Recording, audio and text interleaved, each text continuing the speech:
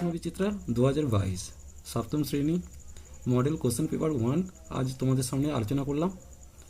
আশা করি তোমরা ভালো মতো বুঝতে পারবে। যদি কোনো ডাউট থাকে আমাকে কমেন্ট করে জানিও।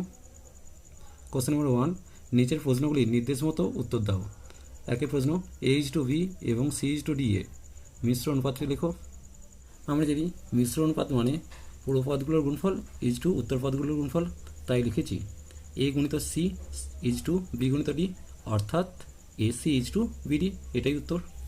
কোশ্চেন নম্বর 2, X এর 10% এবং Y এর 20% পরস্পর সমান হলে Y ইজ টু X এর মান কত? প্রশ্নতে কী দেওয়া আছে? X এর 10% এবং Y এর 20% পরস্পর সমান দেওয়া আছে, তাই লিখেছি X গুণিত 10% সমান Y গুণিত 20%। বা দিয়ে কী লিখতে পারি? X গুণিত 10/100 সমান দিয়ে Y গুণিত 20/100। এখন বোথ সাইডে 100 কেটে গেল, আর এখানে শূন্যর সাথে শূন্য কাটলো, তাহলে কী লিখতে পারি? X গুণিত 1 সমান Y গুণিত 2। বা দিয়ে X/Y করলাম, অর্থাৎ এই ওয়াইটা নিচে নামলো, সমান দিয়ে কত হবে? এই একটা নিচে নামবে, তাই 2/1 লিখেছি। অতএব X ইজ টু Y এর মান কত হলো? 2:1। তোমাদের উত্তর কত চেয়েছে? Y ইজ টু X এর মান কত? তাই লিখেছি Y ইজ টু X সমান 1:2। কোশ্চেন নম্বর 3, A থেকে -A বিয়োগ করলে বিয়োগফল কত হবে? দেখো A মাইনাস হবে, -A লিখেছি। এখন মাইনাস মাইনাস কী হয়? প্লাস হয়, তাই লিখেছি A প্লাস A সমান দিয়ে 2A, কারণ একটা এর সাথে একটা এ যুক্ত করলে 2A হবে, এটাই উত্তর। কোশ্চেন নম্বর 4, শূন্যস্থান পূরণ করো। এক সরলকোণ সমান কত ডিগ্রি? এক সরলকোণ সমান কত? 180 ডিগ্রি, কারণ এক সরলকোণ সমান 2 সমকোণ, অর্থাৎ 2 × 90 ডিগ্রি সমান 180 ডিগ্রি, তাই উত্তরটা কত হলো? 180 ডিগ্রি। 2 দাগের প্রশ্ন, একেরটা 40 জন পরীক্ষার্থীর মধ্যে 40% ফেল করলে পাস ও ফেলের অনুপাত কত হবে? যদি আরও 4 জন পরীক্ষার্থী পাস করতো তবে পাস ও ফেলের অনুপাত কত হতো? তাহলে ফেল করছে কত? 40-এর 40%, তাই লিখেছি 40 গুণিত 40% সম্বন্ধে লিখতে পারি 40 গুণিত 40/100, যেহেতু পার্সেন্ট তুললে নিচে 100 হয়। এখন একটা শূন্যর সাথে একটা শূন্য কাটলাম, আর একটা শূন্যর সাথে আরেকটা শূন্য কাটলাম, তাহলে কত হলো? 4 গুণিত 4 মানে 16 জন, অর্থাৎ 16 জন ফেল করেছে। তাহলে পাস করছে কতজন? না 40 জন ছাত্রের মধ্যে 16 জন যদি ফেল করে, বাকিটা পাস করবে, সম্বন্ধে কত হবে? 24 জন। অতএব পাস ইজ টু ফেল সম্বন্ধে কত হবে? পাস করেছে 24 জন, ফেল করেছে 16 জন, তাই লিখেছি 24:16।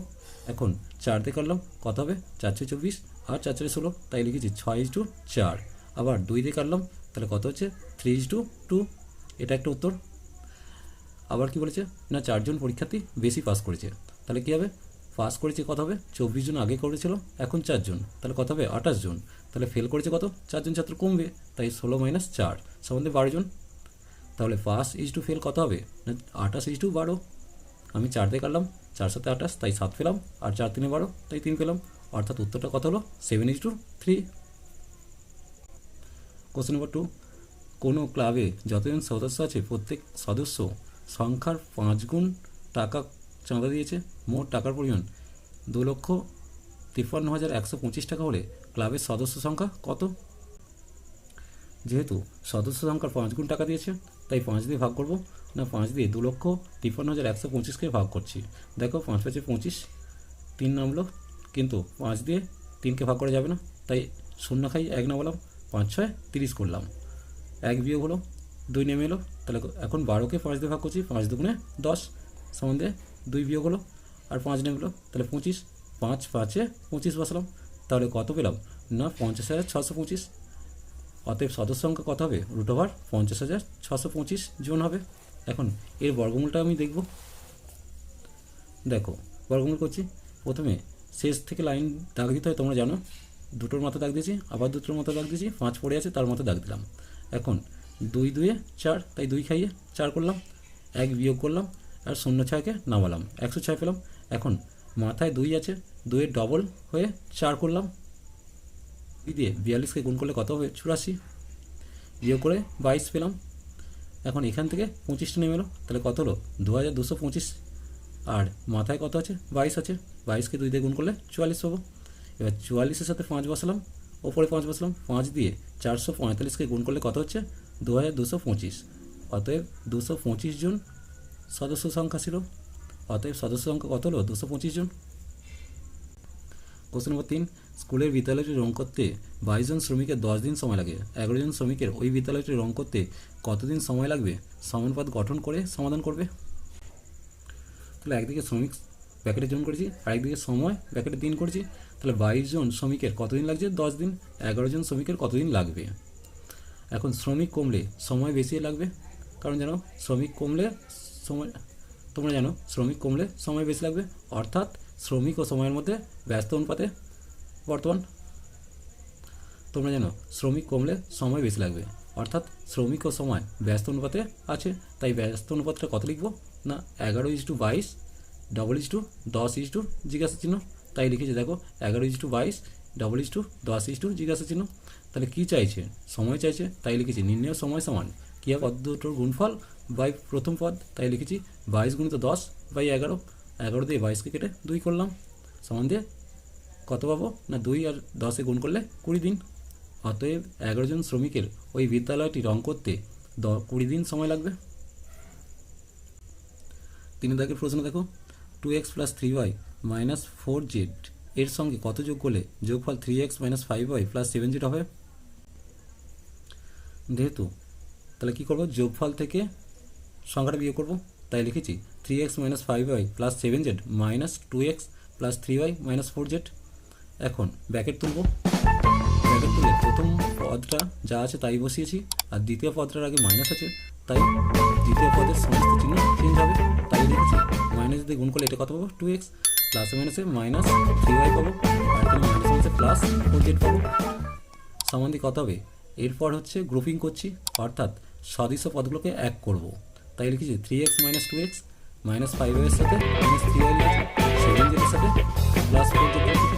এখন 3x থেকে 2xটা বাদ গেলে একটা x পড়ে থাকবে, তাই লিখেছি x -5y -3y একই চিহ্নযুক্ত, তাই এদের যোগ হবে এবং চিহ্ন নিয়ে বসবে। তাই 5-এর সাথে 3 যোগ করলে 8টা y হবে এবং চিহ্নটা কী হবে? মাইনাস। তাই লিখেছি -8y। আর 7z এর সাথে 4zটা যোগ হবে, যেহেতু যোগে আছে, তাই 7 আর 4-এ 11z লিখেছি। অতএব 2x + 3y - 4z এর সঙ্গে x - 8y + 11z যোগ করলে যোগফল 3x - 5y + 7z হবে।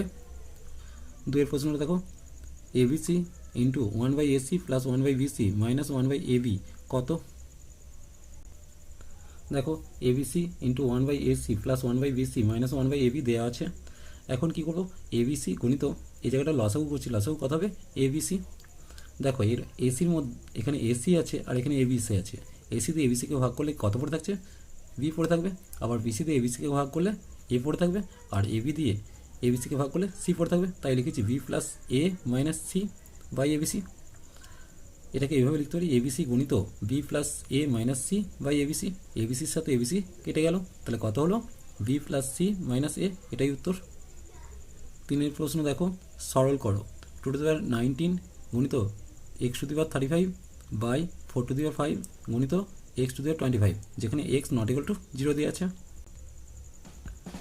দেখো অঙ্কটা টুকেছি। এখন নিচে যে 4টা আছে এটাকে 2 স্কোয়ার করতে পারি, তাই লিখেছি 2⁻19 × x⁵, মানে ওপরটা একই আছে আর নিচেটা 4টাকে 2 স্কোয়ার করেছি, তাই লিখেছি 2 স্কোয়ার হোল টু দি পাওয়ার 5 গুণিত x⁵25 আগে থেকেই আছে। সমান দিয়ে কত লিখবো? 2⁻19 × x⁵35, আর এখানটা কত আসবে? 5 × 10, তাই 2-এর মাথায় 10 করেছি গুণিত এক্সের মাথায় 25 আছে। বাহুযুক্ত পদগুলোর মধ্যে ভাগ থাকলে তাদের মধ্যে সূচক বিয়োগ হবে, তাই করেছি 2-এর মাথায় 19 আছে, 2-এর মাথায় 10 আছে, ভাগে আছে, তাই লিখবো 2-এর মাথায় 19 - 10। সেম একইভাবে এক্সের মাথায় 35 - 25 করলাম। দেখো নিয়মটা, a⁴x/a⁴y সমান কি লিখবো? a⁴x - y, অর্থাৎ সূচকটা বিয়োগ হলো। সমান দিয়ে কত পেলাম? 2-এর মাথায় 9 গুণিত এক্সের মাথায় 10। এটাই হচ্ছে উত্তর। 4-এর প্রশ্ন, এক একটা স্কেল, পেন্সিল ও কম্পাসের সাহায্যে 45 ডিগ্রি কোণ অঙ্কন করো। কত ডিগ্রি কোণ আঁকতে বলেছে? 45 ডিগ্রি। তাহলে 45 ডিগ্রি আঁকার আগে আমাদের আগে 90 ডিগ্রিটা আঁকতে হবে, অর্থাৎ প্রথমে 90 ডিগ্রি আঁকতে হবে এবং 90 ডিগ্রিকে সমদ্বিখণ্ডিত করলে আমরা 45 ডিগ্রি পাবো। তাই 2 স্টেপের ছবিটা হবে। প্রথমত একটা লাইন টানলাম বিসি। এখন বি বিন্দুকে কেন্দ্র করে একটা বৃত্তচাপ আঁকলাম। সেই মাপটা নিয়ে এখানে 60 ডিগ্রি কাটলাম, 60 থেকে 120 ডিগ্রি কাটলাম, অর্থাৎ দুটো বৃত্তচাপ কাটলাম। এই যে 60 ডিগ্রির বৃত্তচাপ আর এখানে 90 ডিগ্রি বৃত্তচাপ, একে সমদ্বিখণ্ডিত করলাম কীভাবে?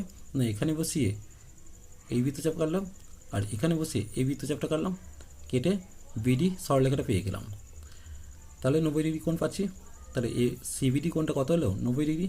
এখন এই 90 ডিগ্রিকে আমি সমদ্বিখণ্ডিত করবো, অর্থাৎ এখানে বসিয়ে একটা বৃত্তচাপ আঁকবো আর এখানে বসিয়ে এই বৃত্তচাপটা আঁকবো করে বি এ সরলরেখাটা পাবো। এখন এবিসি কোণটাই হলো 45 ডিগ্রি। যে 2 প্রশ্ন দেখো, স্কেল ও কম্পাসের সাহায্যে 22.5 ডিগ্রি কোণ অঙ্কন করে চিহ্নিত করো। 22.5 ডিগ্রি কোণ আঁকতে গেলে আমাদের প্রথমত 90 ডিগ্রি কোণ আঁকতে হবে, তারপর 90কে অর্ধেক করে 45 ডিগ্রি কোণও পাবো এবং 45কে অর্ধেক করে 22.5 ডিগ্রি কোণ পাবো, অর্থাৎ 3টে স্টেপে ছবিটা হবে। দেখো, প্রথমে 90 ডিগ্রি কোণ আঁকবো, তার থেকে তাকে সমদ্বিখণ্ডিত করে 3টে স্টেপে ছবিটা হবে। প্রথম স্টেপে কী করবো, 90 ডিগ্রি কোণ আঁকবো। দ্বিতীয় স্টেপে কী করবো, 90কে 2 দিয়ে ভাগ করে 45 ডিগ্রি কোণ পাবো। আবার 3 নম্বর স্টেপে কী করবো, 45 ডিগ্রিকে 2 দিয়ে ভাগ করে 22.5 ডিগ্রি কোণ পাবো। দেখে নাও তোমরা কীভাবে আঁকছি। প্রথমে একটা বিশেষ সরলরেখা করেছি, এবার বিবিন্দুতে বসিয়ে একটা বৃত্তচাপ এঁকেছি। সেই মাপটা নিয়েই এখানে একটা বৃত্তচাপ করলাম, এখানে একটা চাপ করলাম।